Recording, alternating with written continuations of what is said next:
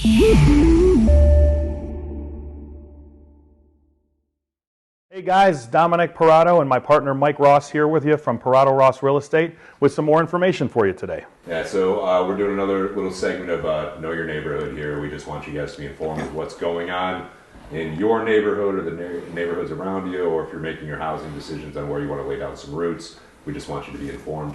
So today we're sitting with Mayor Bob Fiala of the wonderful city of Willoughby. And we're just going to ask him some questions. So go ahead, Dom. So Mayor, we obviously have seen a lot of new housing projects going up throughout Willoughby. What can you share with us about these projects, the long-term benefits to the city and with the influx of new residents that they might bring? Well, you know, Dominic, we've been blessed. Willoughby's a highly desirable place to live. And the benefit it brings is it brings young families to Willoughby, which is really what we want. We are aging. We're getting to be an older community. And the way that we're going to survive is to bring young families in. And the hope, of course, is, you know, young couple comes in, they have children, they bring them to our schools, and then, it continues on.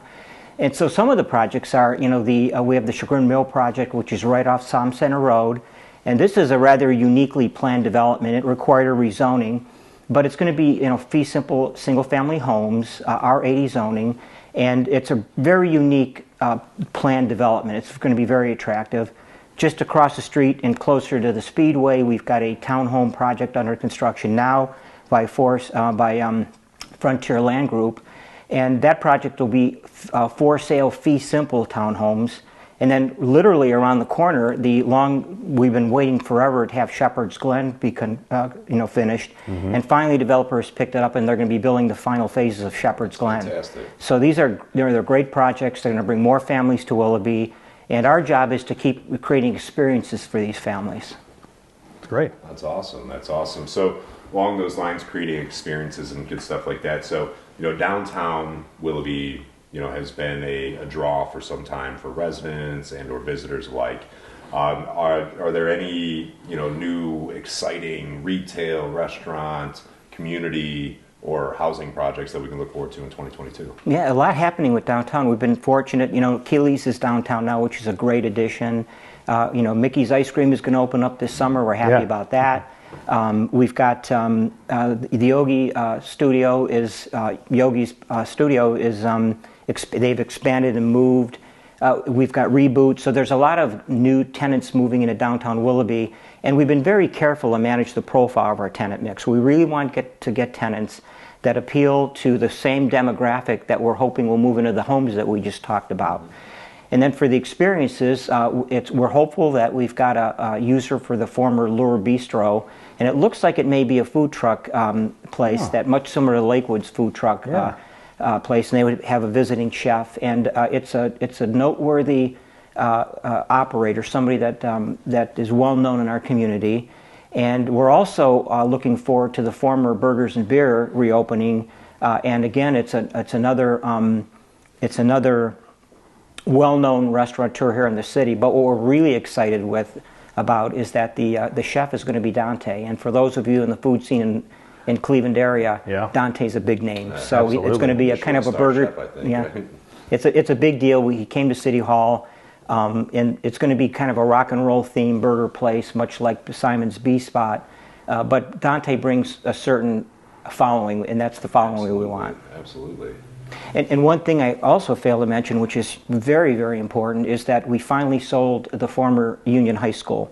Yeah. And Liberty Development out of Lakewood purchased the building. We have executed the sales agreement, so we are done. They intend to convert the former Union High School into about 30 market rate apartments. But what's really cool about this project is rather than do high density rentals in the remaining property, they're going to do 19 for sale fee simple townhomes.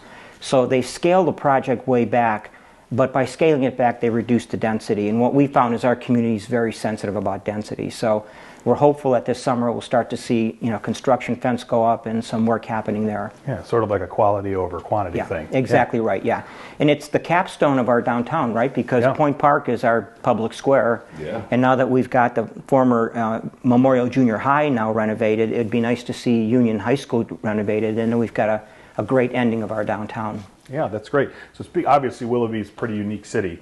We have a downtown, we were just talking about, a river and lake access. Not a lot of cities outside of major metros in Ohio, I think, along here have that. So we kind of covered the river and downtown a little bit. If we're talking about Lake Erie, we have this wonderful asset. We have Osborne Park. What can you share with us in regards to preservation, improvement, and things like that of those areas? Yeah, and Osborne Park has been such a challenge over the past 4 years. I know everybody knows that we've suffered a massive erosion. 30 to 40 feet of the property is gone now. Wow. And so to fight that, what we did is we applied for a grant, and we're successful, $200,000 planning grant, and we retained probably the most respected shoreline development planning firm in the country, the Smith Group, and they're redesigning our Osborne Park. And in fact, we're going to have a public meeting about it probably the next month or two to kind of roll out some of the ideas they have. But the intent is to get people at the park, it's very passive right now other than the sporting activities. There's no way to get to the water. And so our primary goal to the Smith Group was we want to be able to walk to the water and put your feet in it. So they're coming up with some great concepts, and the challenge then will be now how do we raise the money to get it all in place. So we're going after additional grants. In all likelihood, the project's going to be phased over multiple years, but we've got to start somewhere. We might as well start now. And we've also done, for many years we haven't spent as much time on the north end as we should have, the Lakefront District.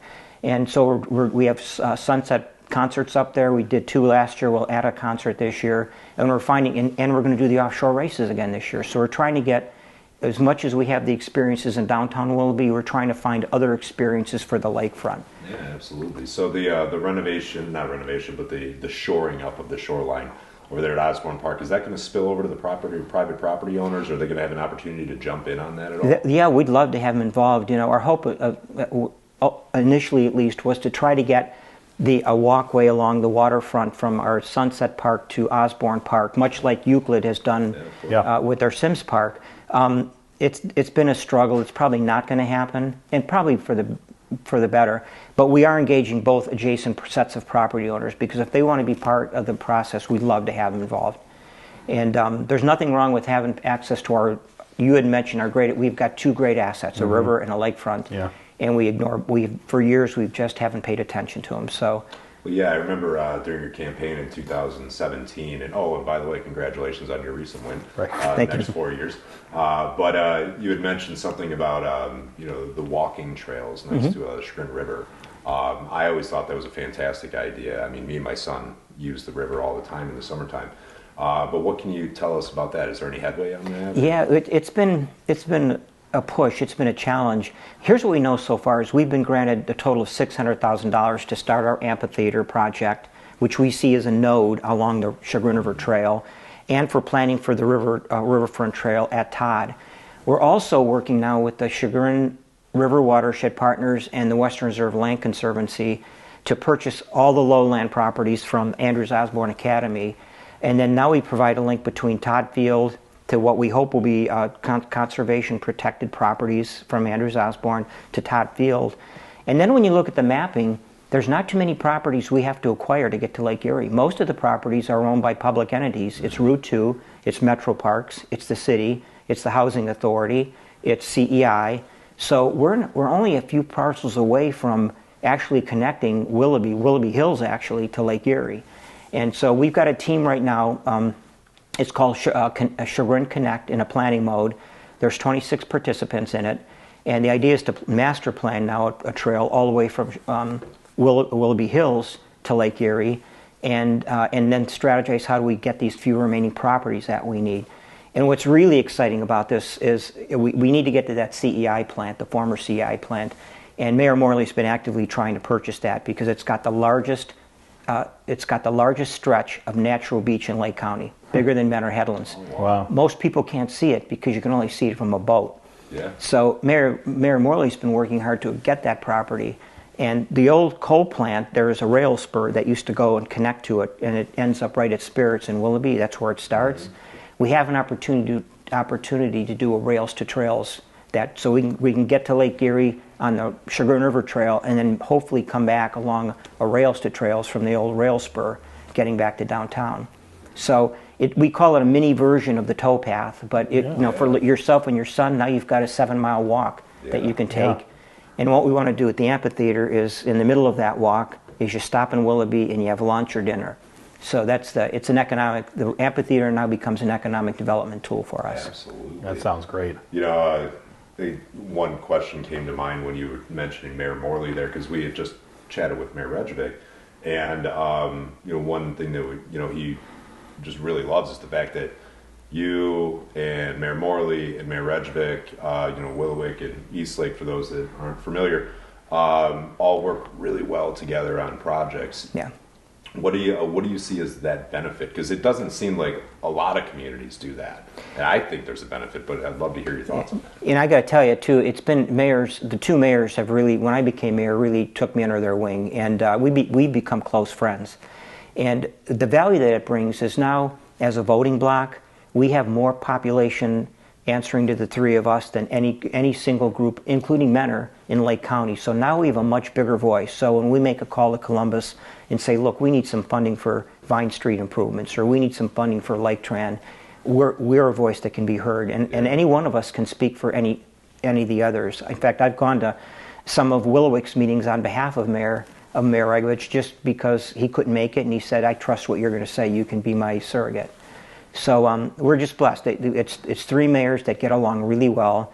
We've already started a relationship with Joe Sakis, the new mayor of Wickliffe, and Kevin Potter in Kirtland, and Danny Gardner in Willoughby Hills. And so we've just learned that we can get a lot more done when we work together than trying to work against each other. It's such an easy concept that nobody gets, right? I know, crazy. So, yeah, go ahead, Dom. Oh, yeah, well, and so we just were talking about all those improvements. I mean, and obviously the camaraderie with the, you know, really it's the whole portion of the county. You know, that's really exciting. Anything that we haven't touched on that you'd like to share with us about Willoughby? You know, the city upcoming things we haven't touched about. We hit the big points. You've got some great development opportunities. We're rebuilding, or for years we've always thought that the merchants were going to drive our bar and restaurants downtown. What we found with COVID is that's now changed, and it's flipped. And so what we're going to focus on now in these next few years is really the experience of downtown Willoughby. What we need people to do is to come down here at 11 o'clock in the morning, shop, eat lunch, stay here all day and eat dinner, and then stay late and have cocktails. And that's the experience that we're selling in Willoughby. And we're just blessed that we've got a 200-year-old downtown to do it in. And so we're gonna push hard to sell that to a large audience. Sounds great. Fantastic. Well, I can tell you, as Mike obviously lives in Willoughby and our business is based in Willoughby, we really appreciate your time and the information, and we're excited to give that to some of your future residents as they come in. So great. Well, thank you so much. Thank you very much. Thanks a lot. It was nice seeing you. You Thanks too. for having me, you guys. Thank you. All right, guys, thanks a lot. We'll see you soon.